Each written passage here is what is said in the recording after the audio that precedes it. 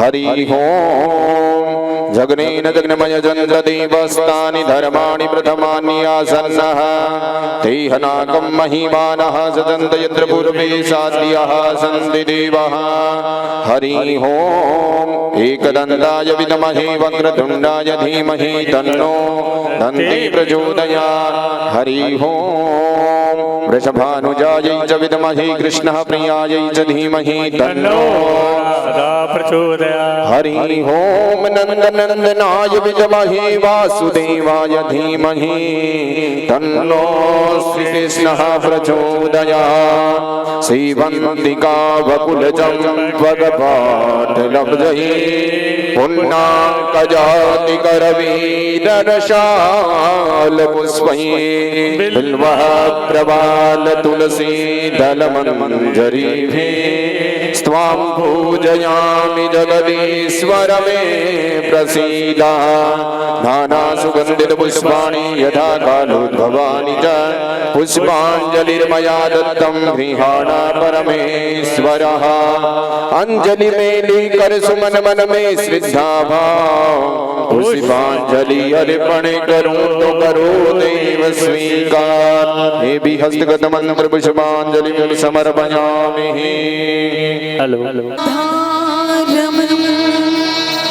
जय जय नवल किशोर जय गोपी चित जोरे प्रभु जय जय माखन चोर। बोली भागवत भगवान की, श्री बाल कृष्ण लाल की, श्री रुक्मणी रमन भगवान की, श्री हनुमंत बलवंत लाल की, श्री गौरी शंकर भगवान की। गोविंद की दिव्य महती अनुकंपा से 6 दिवस से हम लोग श्रीमद् भागवत कथा ज्ञान गामी अवगाहन कर रहे हैं। आज सप्तम दिवस और श्रीमद् भागवत जी का आज विश्राम दिवस है। आइए प्रभु के दिव्य चरित्रों में हम लोग प्रवेश करें। उससे पूर्व अपने मन और वाणी को पवित्र करने के लिए कुछ भगवान नाम का आश्रय लें। जय जय राधा रमन हरि बोल, जय जय राधा रमन हरि बोल,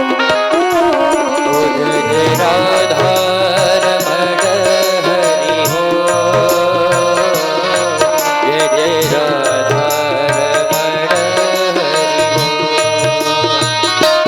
जय जय राधा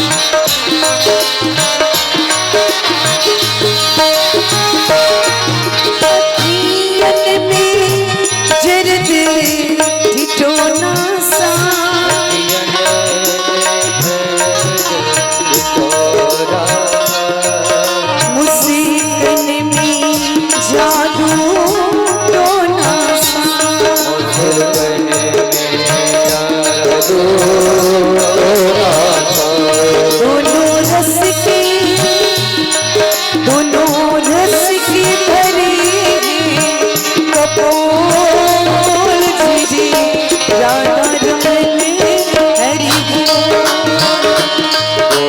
रस के भरे हैं कपोल, जय जय राधा हरि बोल जी जी राधा रमन हरि बोल जी जी राधा रमन हरि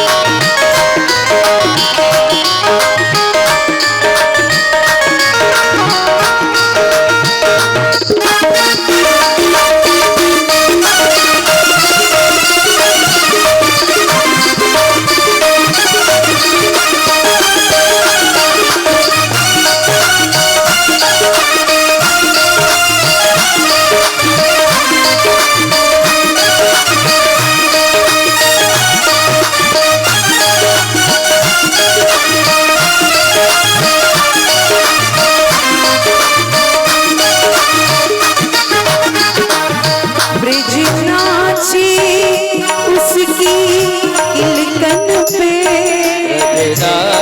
से उसके तिलकन पे, ब्रिज नाची उसकी किलकन पे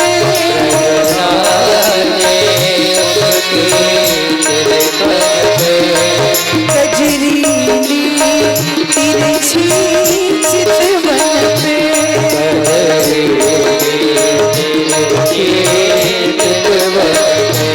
सूरदास सूरदास बिके बिन मोल जी जी राधा रमन हरि बोल सूरदास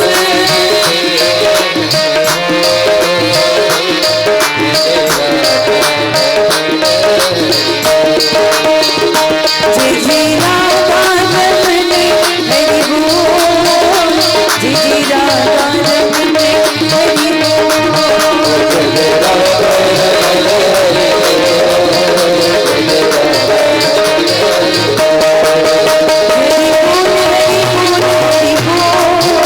जी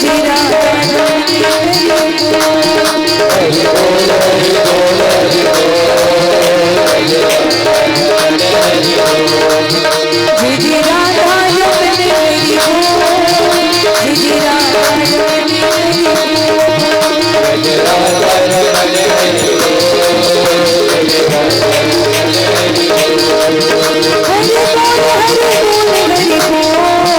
जी जी राधा रमन हरि बोल जी जी राधा रमन हरि बोल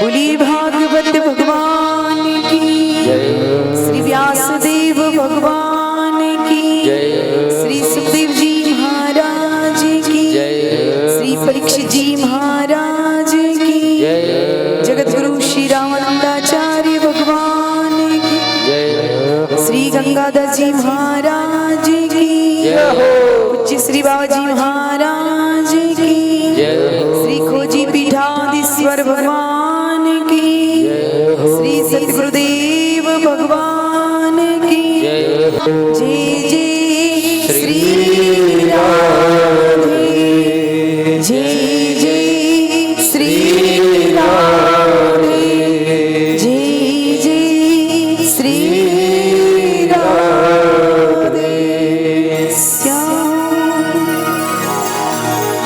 परम मंगलमय परात्पर अखिलेश्वर अकारण करुणा वृणालय भक्ति वांछा कल्पतरु तड़िद्युत में निंदक पीतांबर धारी श्री बाल कृष्ण लाल की वांगमयी प्रतिस्वरूपा श्रीमद् भागवत पुराण अंतर्गत उपस्थित सभी विद्वज्जन संगीत बंधुजन आए हुए सभी भगवत प्रेमी बंधु माताएं और बहनें,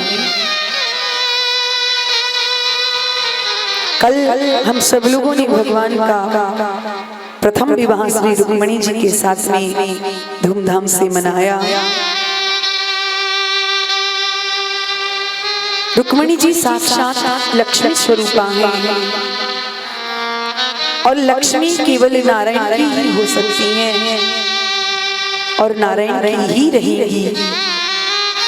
जो अपने आप को लक्ष्मी का पति समझता है या समझने की चेष्टा करता है तो फिर उन्हें शिशुपाल की तरह रोना पड़ता है, क्योंकि लक्ष्मीपति बनने का प्रयास करोगे तो नारायण तुरंत अपनी लक्ष्मी का हरण करके ले जाएंगे। तो शिशुपाल लक्ष्मीपति बनने का प्रयास कर रहा था तो भगवान लक्ष्मी जी का हरण करके ले गए और शिशुपाल को रोना पड़ा। लक्ष्मी को हम अपनी पुत्री बना सकते हैं, लक्ष्मी जी को हम माँ भी मान सकते हैं, पर लक्ष्मी के पति तो केवल भगवान नारायण हैं और सदा सर्वदा भगवान नारायण ही रहेंगे। इसलिए भगवान श्री कृष्ण ने रुक्मिणी जी के साथ में विवाह किया। रुक्मिणी जी के द्वारा भगवान श्री कृष्ण के यहाँ प्रथम पुत्र का जन्म हुआ, जो साक्षात कामदेव का स्वरूप था, जिसका नाम था प्रद्युम्न। कामस्तु वासुदेवांसु दग्धे प्राग रुद्रमन्युना देहोपपत्तये भूयस्तमेव प्रत्यपद्धते।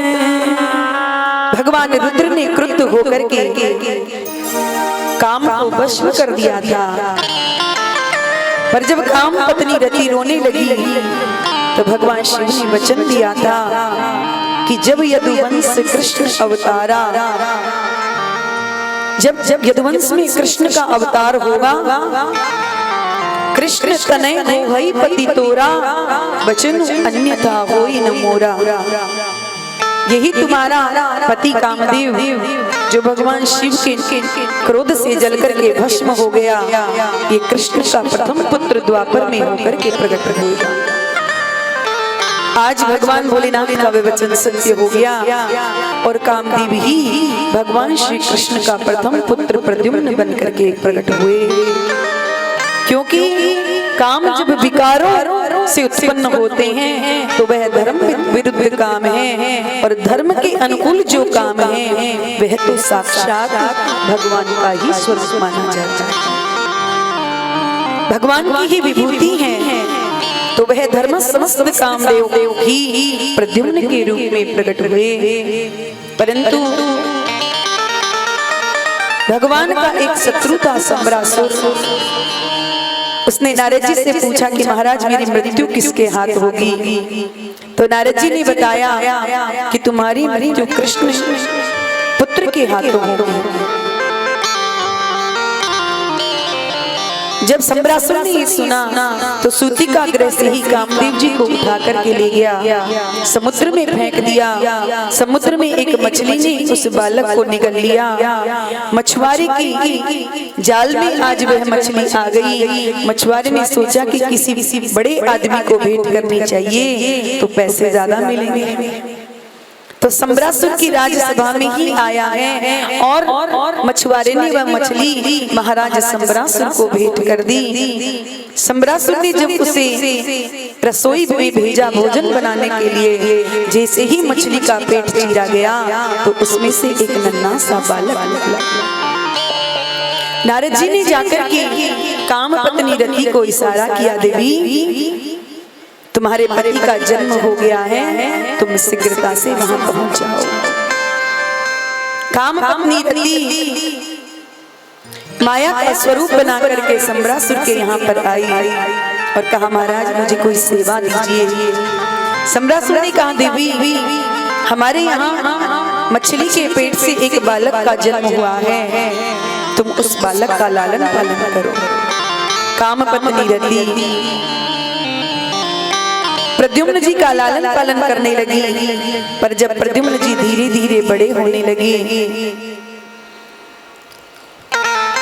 रति के मन में भाव बदलने लगे, क्योंकि वो तो जानती है कि मेरे पति हैं। पर जब बालक बड़े हो गए, एक दिन प्रद्युम्न जी ने मायावती से पूछा देवी एक और तो तुम्हारा मेरी ओर वात्सल्य भाव है और दूसरी ओर तुम्हारे विकारों भावों में विकार उत्पन्न हो रही हैं, ऐसा क्यों?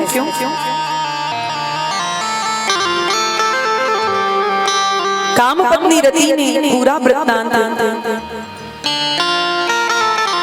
प्रद्युम्न जी को बताया कि मैं आपकी जन्म जन्म की पत्नी रति हूँ और ये सम्रासुर आपका सबसे बड़ा शत्रु है। ये आपको सूतिका गृह से उठा करके ले आया था। आप कृष्ण के पुत्र हैं। सारा षड्यंत्र प्रद्युम्न जी को समझा दिया। तो जब प्रद्युम्न जी को हर कला में निपुण कर दिया मायावती ने, तो एक दिन प्रद्युम्न जी ने जाकर के सम्रासुर को ललकार लिया। प्रद्युम्न जी सम्रासुर ने पूछा कि तुम कौन हो? बोले मैं तुम्हारा शत्रु हूँ। अरे मेरा शत्रु और मेरे ही घर में बड़ा हो रहा है और मुझे पता भी नहीं चला। आपस में भयंकर युद्ध हुआ। सुखदेव बाबा कहते हैं सम्रासुर प्रद्युम्न जी के हाथों मारा गया। प्रद्युम्न जी अपनी पत्नी रति को लेकर के जब द्वारिका में आए, तब तक भगवान के 16,107 विवाह हो चुके। जैसे ही कामदेव प्रद्युम्न जी आए, कृष्ण की जो अन्य पत्नियां हैं उन्होंने सोचा कि ये तो साक्षात हमारे कृष्ण हैं। कृष्ण को देख करके लजा गए, परंतु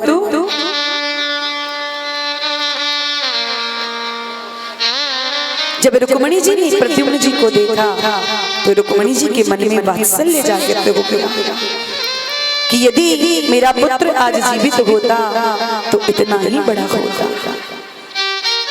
उसी समय प्रद्युम्न जी ने देखा कि इनके मन में वात्सल्य उत्पन्न हो रहा है, हो ना हो यही मेरी माता जी हैं। और प्रद्युम्न जी ने रति के साथ आकर के भगवान रुक्मणी के चरणों में प्रणाम किया, उन्हें सारा वृत्तांत बता दिया।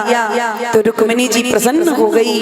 जब श्री कृष्ण आए तो उन्हें बताया कि हमारा बालक जो बचपन में खो गया था आज पुत्र वधू को लेकर के आया है।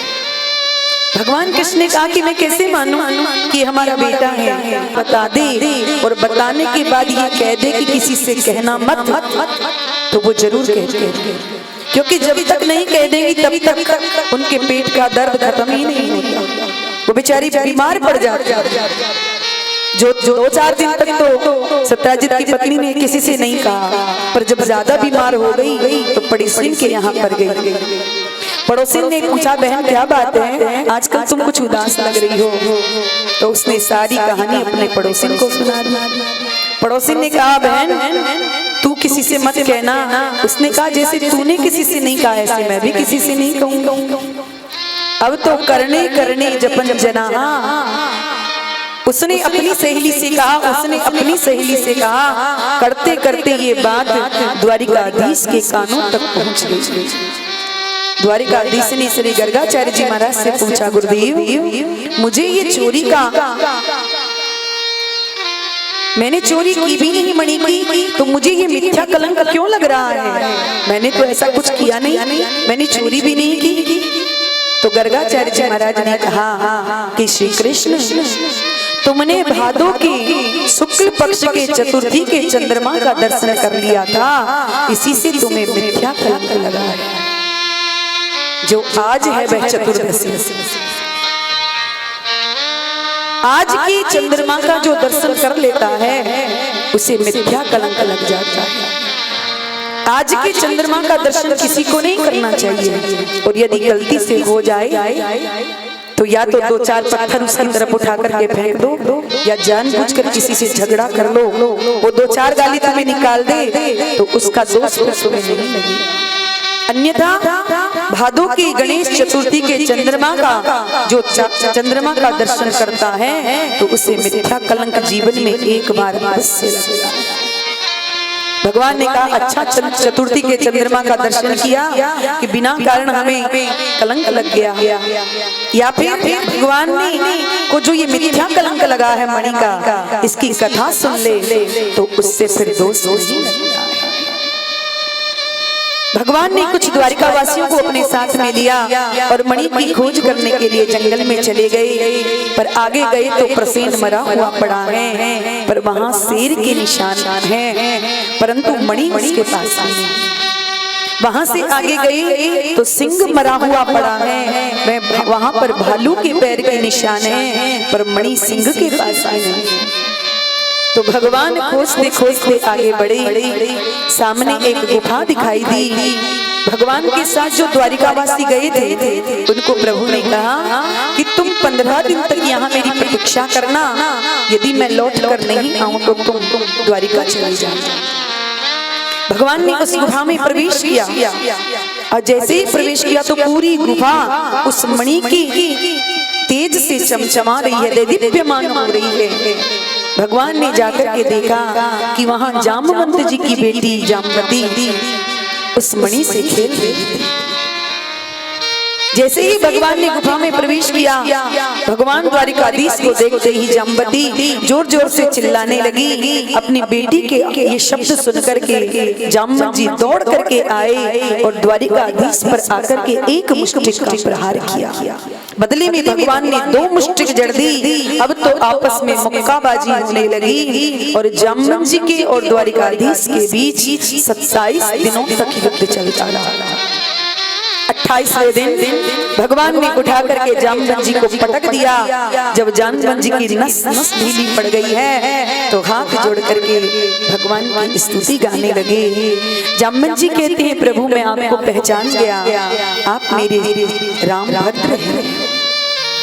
क्योंकि जब राम और रावण का युद्ध हुआ था, भगवान ने जब रावण पे विजय प्राप्त कर ली थी, समस्त बंदर भालुओं से भगवान राघवेंद्र प्रसन्न थे। राम जी ने कहा था जिसकी जो इच्छा हो वरदान मांग लो।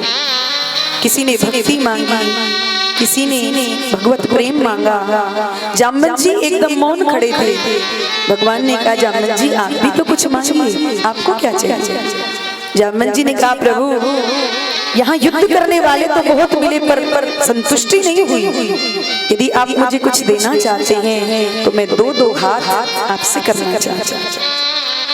भगवान ने कहा जामवंत जी स्वामी और सेवक का कभी युद्ध नहीं होता।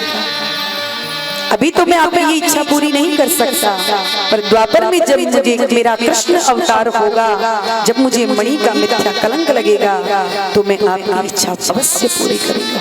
आज जामवंत जी को प्रभु की वे बात याद आ गई। तुरंत चरण पकड़ लिए और कहा सरकार यहाँ आपका आगमन कैसे हुआ? भगवान ने कहा जामवंत जी हम इस मणि को लेने के लिए आए हैं, इस मणि के कारण हमें मिथ्या कलंक लगा है। जामवंत जी ने कहा सरकार मैं मणि तो अवश्य दे देता, परंतु मैंने ये मणि अपनी पुत्री को दान कर दी। और पिता जब अपनी पुत्री को कोई वस्तु दान कर देता है तो फिर उस पर पिता का अधिकार नहीं रहता। जैसे माता पिता कन्या दान कर देते हैं तो फिर कन्या के घर का पानी भी नहीं पीते, क्योंकि जिस घर में हमने दान दिया है उस घर की कोई वस्तु फिर खानी नहीं चाहिए, पीनी नहीं चाहिए। इसीलिए माता पिता कन्या दान करने के बाद उस घर का पानी भी नहीं पीते। भोजन तो बहुत दूर की बात, परंतु आज सारी संस्कृति समाप्त हो गई। बेटी का घर भी नहीं छोड़ते हैं माता पिता, वहां भी जाकर के भोजन कर लेते। अरे भाई पैसे दे दिए अब क्या दोष है? अरे पैसे देकर के खाना है तो बाजार में जाके खा लो, खरीद करके खा लो। बेटी के यहाँ खाना ही आवश्यक है, पर नहीं समझते क्योंकि पढ़ लिख करके ज्यादा समझदार हो गए आज की। भगवान ने कहा चाहे जो भी हो जामवंत जी मणि तो हम लेकर के जाएंगे। तो जामवंत जी ने कहा सरकार अब तो एक ही उपाय है कि आप मेरी बेटी से विवाह कर लो और दहेज में मुझसे मणि ले लो। भगवान ने कहा जैसी थारी इच्छा। और सुबह वहीं पर गंधर्व विधि से भगवान ने जामवंती जी के साथ विवाह किया और दहेज में मणि लेकर के आए। सत्राजित को बुला करके कहा राजन तुमने हम पर मणि का मिथ्या कलंक लगाया था, ये लो मणि और जहां से मणि लेकर के आए हैं वहां से प्रमाण पत्र भी साथ लेकर के आए। सत्राजित अब तो जो जनता कल कह रही थी, जो द्वारिकावासी कल कह रहे थे अरे कृष्ण तो बचपन का चोर है, इसी ने मणि चुरा ली होगी, पर जब भगवान ने ला करके मणि दे दी वही जनता तुरंत बदल गई। अरे भैया द्वारिकाधीश भगवान के यहाँ किस वस्तु की कमी है जो द्वारिकाधीश मणि को चुराएंगे। अब तो सत्राजित को लोग गाली देने लगे। सत्राजित एक दिन एकांत अवसर पाकर के द्वारिकाधीश के पास में आया और कहने लगा प्रभु गाली खा खा कर ही मर जाऊंगा, क्यों क्या हुआ? बोले जनता मुझे बड़ी गाली दे रही है प्रभु, मैंने आप पर मिथ्या कलंक लगाया था, आप मुझे इससे बचाइए। भगवान ने कहा कि अब मैं क्या कर सकता हूँ? बोले एक ही उपाय है प्रभु, आप मेरी पुत्री सत्यभामा से विवाह कर लो और दहेज में मुझसे ये मणि ले लो, नहीं तो लोग मुझे जनता मुझे गालियां दे देकर ही मार डालेगी। भगवान ने कहा कि जैसे तारी इच्छा। तो भगवान का पहला विवाह हुआ रुक्मिणी जी के साथ में, दूसरा विवाह हुआ जामवती जी के साथ में और तीसरा विवाह हुआ सत्यभामा के साथ। गिनते जाइएगा। जब सत्राजित ने मणि दी दहेज में,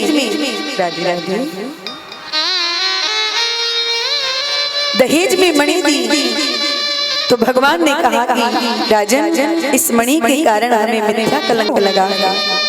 मणि तो आप अपने पास रखिए, पर इससे जो आपको धन मिलता है वो लाकर के आप हमारे खजाने में जमा करें। सत्राजित मणि को लेकर के चला गया। एक दिन भगवान अपने प्रिय पांडवों से मिलने के लिए द्वारिका से इंद्रप्रस्थ आए। पांडवों ने प्रभु का आत्मीय स्वागत किया, पर एक दिन अर्जुन को अपने साथ साथ रथ में बिठा करके भगवान जमुना पार घूमने के लिए गए। वहां जाकर के देखा कि जमुना जी में एक नवयुवती स्त्री बैठ करके तप कर रही है। भगवान ने अर्जुन से कहा अर्जुन जाकर के इस देवी से पूछो कि एकांत वन में यहाँ अकेली क्यों बैठी है और किसके लिए तप कर रही है।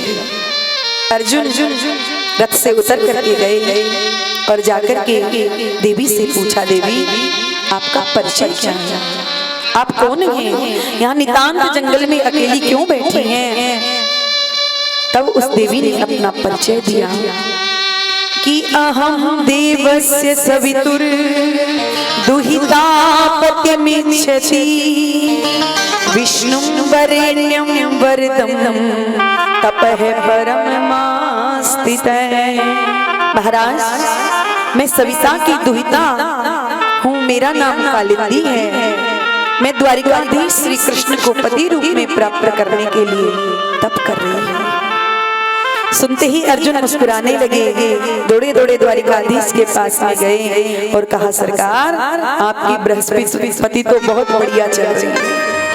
भगवान मुस्कुराए, क्या बात है अर्जुन? बोले वो तो आपको ही पति रूप में प्राप्त करने के लिए तप कर रही है। भगवान ने कहा तो फिर कराओ। अर्जुन के साथ भगवान वहीं पर गंधर्व विधि से कालिंदी के साथ विवाह किया और लेकर के भगवान द्वारिका आए। इस प्रकार से भगवान का चौथा विवाह कालिंदी के साथ में हुआ। एक अवंतिका उज्जैन के राजा थे, दो भाई थे बिंद और अरविंद। इन दोनों की एक बहन थी जिसका नाम था मित्रविंदा। दोनों भाई राजनीतिक लाभ पाने के लिए अपनी बहन मित्रविंदा का विवाह दुर्योधन के साथ करना चाहते थे। जबकि मित्रविंदा द्वारिकाधीश भगवान की माला जपती थी। मित्रविंदा के विवाह में स्वयंवर में भाइयों ने मित्रविंदा से कहा था कि तुम दुर्योधन के गले में वरमाला डाल दे। पर उस स्वयंवर में भगवान द्वारिकाधीश भी आए थे। जैसे ही मित्रविंदा वरमाला लेकर के स्वयंवर में प्रवेश करती है कि दुर्योधन से पहले द्वारिकाधीश पर उसकी दृष्टि पड़ जाती है। मित्रविंदा ने वरमाला द्वारिकाधीश के गले में डाल दी। भाइयों ने इसका विरोध किया, तो जैसे रुक्मिणी जी का हरण करके प्रभु लाए थे, ऐसे ही मित्रविंदा को रथ में बिठा करके द्वारिका ले आए। द्वारिका ला करके प्रभु ने मित्रविंदा से विवाह किया। ऐसे भगवान का 5वां विवाह मित्रविंदा के साथ में हुआ।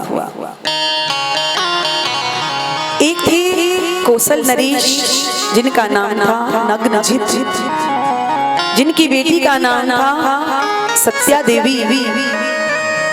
पर महाराज नग्नजित की कन्या होने के कारण लोग इसे नग्नजित भी कहते थे। महाराज नग्नजित के पास 7 बैल थे। राजा ने ये संकल्प किया था कि जो इन 7 बैलों के नाक में एक साथ रस्सी डाल देगा, उसी के साथ में अपनी बेटी नागनजिती का विवाह करूंगा। बड़े बड़े धुरंधर राजा आए, पर वह बैल ऐसे थे कि गंध पाते ही उठा करके फेंक देते थे, किसी का साहस नहीं हुआ। तो भगवान श्री कृष्ण को जब ये विदित हुआ, तो भगवान उद्धव जी को अपने साथ लेकर के अयोध्या आए। 7 रूप धारण करके भगवान ने उन 7 बैलों के नाक में एक साथ रस्सी डाल दी। तो महाराज नागनजित को श्री कृष्ण के साथ अपनी पुत्री सत्या का विवाह करना पड़ा। ऐसे भगवान का 6वां विवाह सत्या के साथ में हुआ। वसुदेव जी की एक छोटी बहन थी, जिसका नाम था श्रुतकीर्ति। भगवान की बुआ लगती थी। श्रुतकीर्ति कृष्ण से बड़ा स्नेह रखती थी और उनसे प्रगाढ़ संबंध बनाने के लिए ही उन्होंने अपनी बेटी भद्रा का विवाह द्वारिकाधीश श्री कृष्ण के साथ में कर दिया। ऐसे भगवान का 7वां विवाह भद्रा के साथ में हुआ। एक बार भगवान ने चक्र में घूमती हुई मछली का नीचे प्रतिबिंब देख करके मछली का लक्ष्य भेदन किया। इससे लक्ष्मणा नाम की कन्या के साथ भगवान का विवाह हुआ। ऐसे भगवान के 8 विवाह तो अलग अलग हुए, पर 16,100 विवाह एक साथ एक ही मुहूर्त में हुए। भगवान परीक्षित ने सुखदेव जी से पूछा, महाराज इतनी कन्याएं कहां से आ गई कि 16,100 कन्याओं के साथ भगवान ने एक मुहूर्त में कैसे विवाह किया? तब सुखदेव बाबा कहते हैं, परीक्षित एक नरकासुर नाम का राजा था, भूमि से उत्पन्न हुआ था, इसलिए लोग उसे भौमासुर भी कहते थे। जब उसने भगवान श्री कृष्ण के महाराज के बारे में सुना, तो उसके मन में विचार आया कि मैं भी 20,000 कन्याओं के साथ एक साथ विवाह करूंगा। और जिस राजा से युद्ध करने के लिए जिस राजा के नगर पर चढ़ाई करता है, उसी राजा को पराजित करके उसकी कन्या का अपहरण करके ले आता है, लाकर के अपने कारागार में बंद कर देता है कि 20,000 हो जाएंगे तो एक मुहूर्त में सबसे विवाह करूंगा। जब 16,100 कन्याएं हो गई, भगवान श्री कृष्ण को जब ये विदित हुआ, तो भगवान श्री कृष्ण सत्यभामा जी को अपने साथ लेकर के गरुड़ारूढ़ होकर के इस भौमासुर के नगर पर चढ़ाई आई।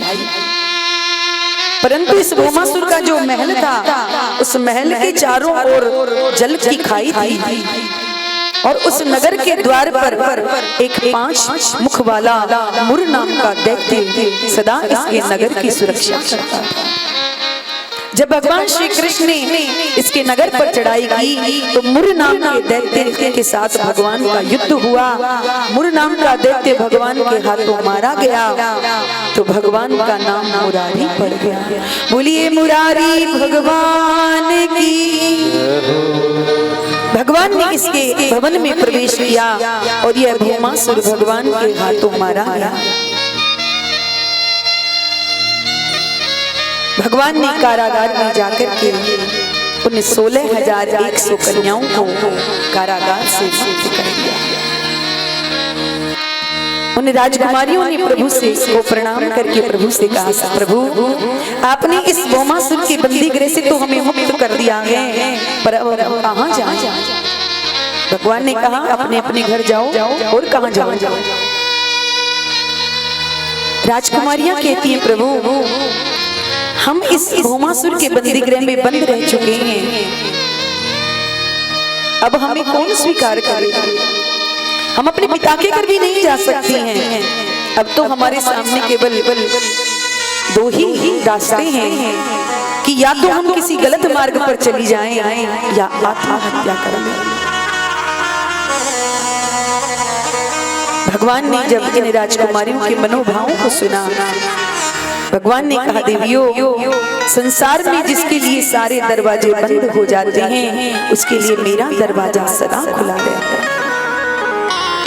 उन देवियों ने भगवान से प्रार्थना की, ये जीवन है तेरे हवाले मुरलिया वाले, जीवन है तेरे हवाले मुरलिया वाले, जीवन है तेरे हवाले मुरलिया वाले, मुरलिया वाले, मुरलिया वाले, हाँ मुरलिया वाले, मुरलिया वाले, जीवन है तेरे हवाले मुरलिया वाले, जीवन है तेरे हवाले मुरलिया वाले।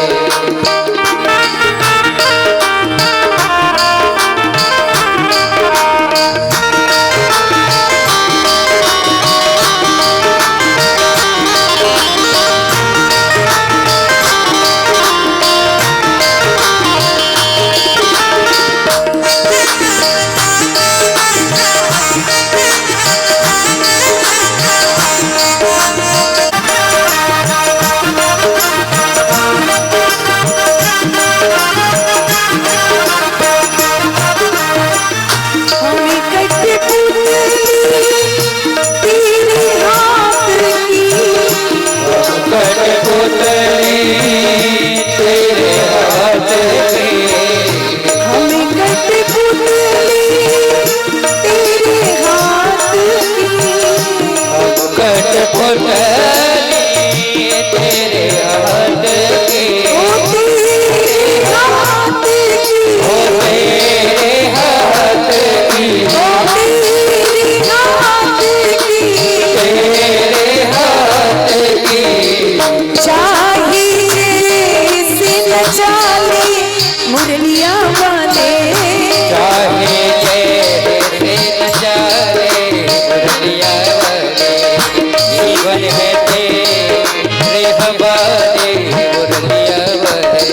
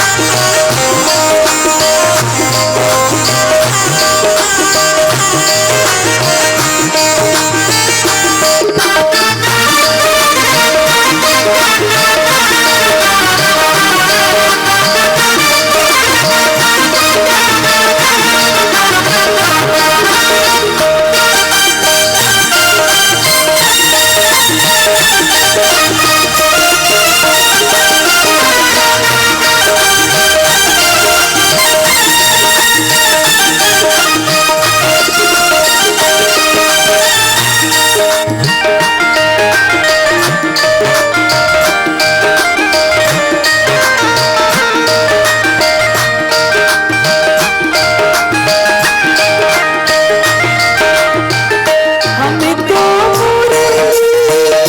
तेरे हाथ की, तो मुरली तेरे हाथ की, हमें तो तेरे हाथ की, अब तो मुरली तेरे हाथ की, ओ तेरे हाथ की,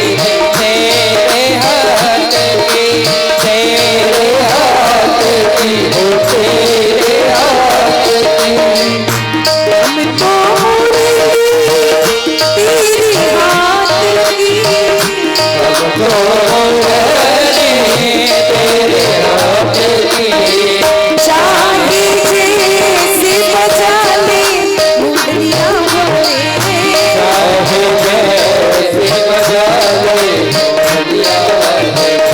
जीवन है तेरे हवाले मुरलियां वाले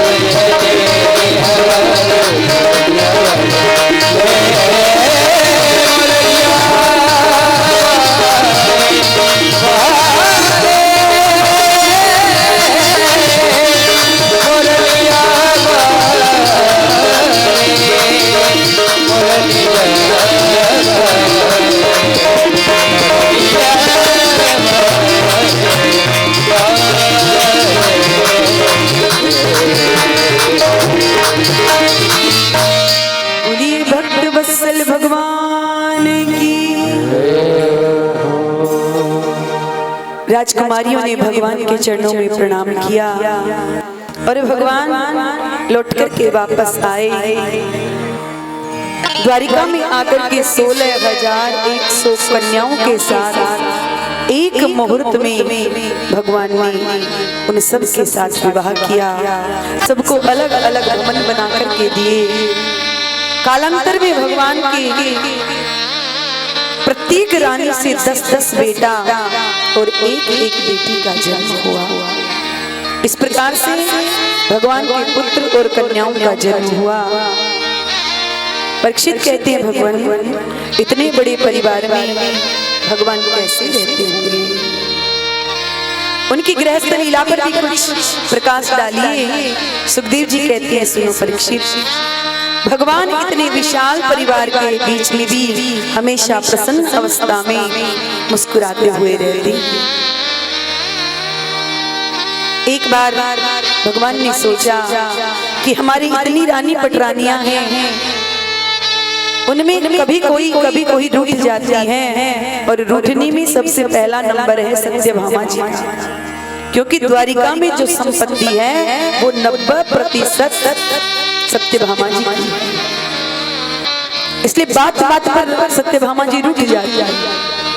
पर आज बरसों बीत गए, जिस 10-10 बेटा और एक बेटी हो गए। आज भगवान के मन में आई कि इतनी वर्ष हो गए हमारे विवाह को हुए, पर हमने रुक्मिणी जी को कभी क्रोध करते हुए नहीं देखा। आज जरा कुछ अटपटी बात कहता हूँ, रुक्मिणी देखिए क्रोध में कैसे लगती है। और भगवान आज चुपचाप जाकर के रुक्मिणी जी के भवन में, उनके अंतःपुर में, उनके पर्यंक पर जाकर के लेट गए। जब रुक्मिणी जी ने देखा कि मेरे प्रभु मेरे भवन में आए हैं, रुक्मिणी जी दौड़ करके आई और भगवान को पंखा कर दिया। पर आज भगवान कुछ बोल नहीं रही। जब बड़ी देर हो गई, श्री कृष्ण कुछ नहीं बोले, तो रुक्मिणी जी ने कहा प्रभु इस दासी से कोई अपराध हो गया क्या? पर भगवान भी कुछ नहीं बोले। रुक्मिणी जी ने कहा सरकार सब यही कहते हैं कि महारानी हो तो रुक्मिणी जैसी, क्योंकि रुक्मिणी जी प्रत्येक से उनका हालचाल पूछती रहती हैं, हमेशा मुस्कुराती रहती हैं। रुक्मिणी जी की तो होश उड़ गए कि भगवान कह रहे हैं कि मैंने गलती की। रुक्मिणी जी ने पूछा भगवान मैंने मुझसे कौन सी गलती हो गई? भगवान कहते हैं एक गलती हो तो बताओ रुक्मिणी। सबसे पहली गलती तो ये है तुम्हारी कि तुमने मुझसे विवाह किया। तुम्हारा और मेरा तो मेल ही नहीं था, फिर भी तुमने मुझसे विवाह कर लिया। भगवान सोचे अब क्रोध करेगी, कुछ ना कुछ अटपटी बात कहेगी, पर रुक्मिणी जी कुछ नहीं बोली। तो भगवान ने कहा अच्छा तो तुम सोच रही होगी कि मैं तो बिल्कुल विवाह नहीं करती, लेकिन मेरे माता पिता ने तुमसे विवाह कर दिया तो मुझे विवाह करना पड़ा। पर देवी तुम्हारे माता पिता ने तो, तुम्हारे भाई ने तो शिशुपाल को पसंद किया था, वो तो तुम ही हमारे साथ यहाँ पर आ गई। भगवान ने सोचा अब कुछ बोलेंगे, पर फिर भी रुक्मिणी जी कुछ नहीं बोली। तो भगवान ने कहा रुक्मिणी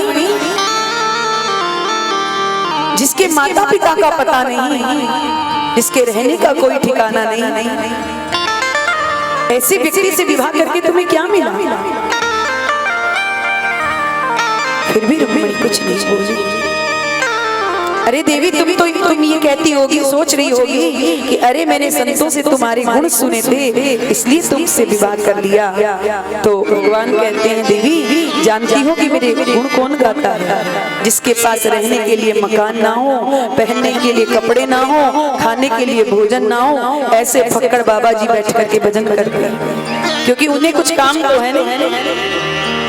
और ऐसे महात्माओं की बात मान करके तुमने मुझसे विवाह कर लिया, क्या मेरा भगवान ने सोचा अब तो जरूर कुछ बोलेगी, पर फिर भी रुक्मिणी कुछ